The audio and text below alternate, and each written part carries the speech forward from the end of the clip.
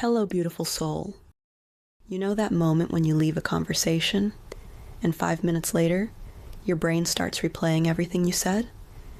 Maybe you talked too much. Maybe you said the wrong thing.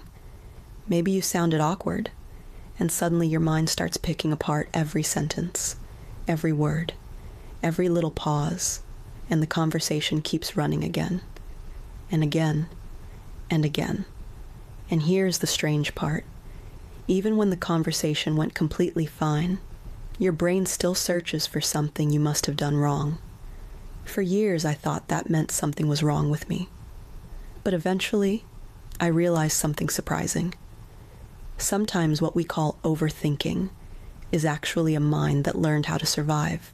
You are not just overthinking. Your brain may still be scanning for danger. For a long time, I thought something was wrong with me. I could have a completely normal conversation with someone. Then I would go home and replay the entire interaction in my mind. Every sentence, every word, every little pause. And somehow, by the end of that mental replay, I had convinced myself that I must have sounded ridiculous, or awkward, or annoying. It felt like my mind was always searching for something I did wrong. And when I look back now, it makes sense why. Because for years I lived in an environment where I was told I had no value. My opinions did not matter. My feelings did not matter.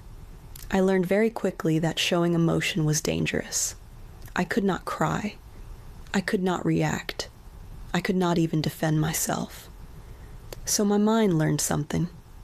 Before anyone else could criticize me, I would criticize myself first.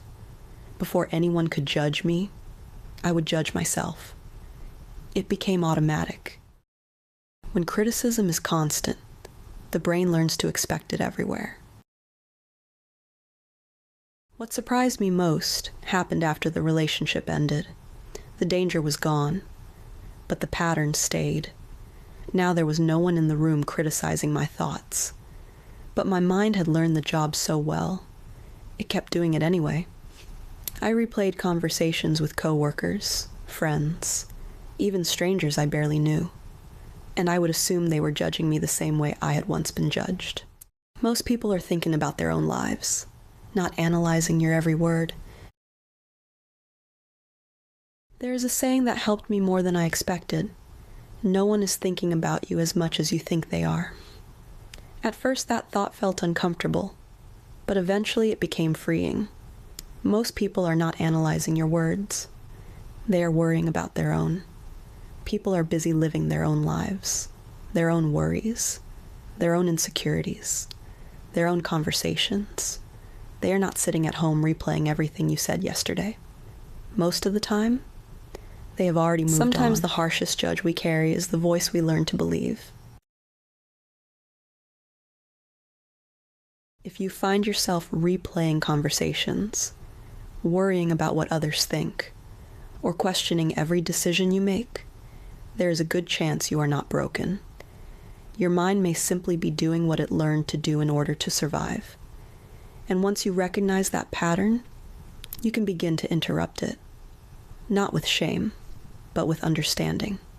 Healing does not mean your mind never wanders back to those thoughts. It means that when it does, you gently remind yourself of the truth. You are no longer living in that environment. You are allowed to think freely, speak freely, and be imperfect like every other human being on this planet.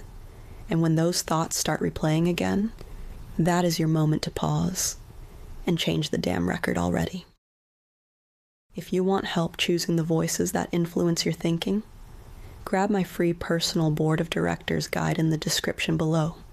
Remember, you get to decide what voices shape your future. If this spoke to you, like this video so it reaches the woman who needs it next. Follow if you're ready to grow gently and honestly. Share this with your younger self or someone who needs the reminder. You're not alone anymore. Let's grow together. Love and peace.